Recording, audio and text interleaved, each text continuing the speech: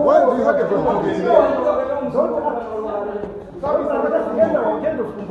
I want to talk to Christians. What I want to say, you have refused belief. Yes. And I'm not talking about you. About Ghana. Excuse me. Let me tell you. Yes, please. What's the problem? Officer, it's good you have come. No, Reverend, but you have to work with others. I'm nobody,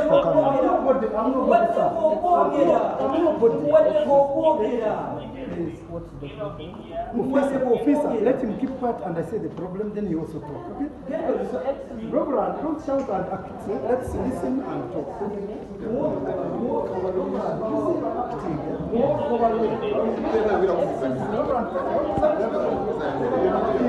This is not something.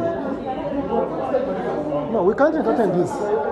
This has to end. I'm very happy that you have come and you are neutral. Now, what we want in this church is working with people. There is a council here. We came in the church, we were quiet. There are many issues which are the diocese. He has written a letter, I have it here, telling lies to the diocese. And I thought he would just keep quiet and do his work. After the service, he's now reading the Bible, the church laws, reading them halfway.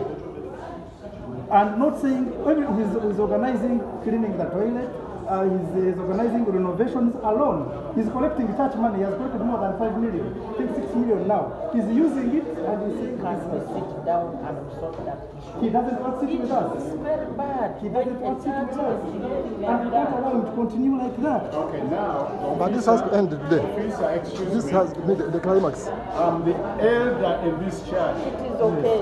Now, what I want us to do. Let's go to the. Today we have come. more. Let's move. What we want is to sit down there, right? Is to sit down there and we will resolve.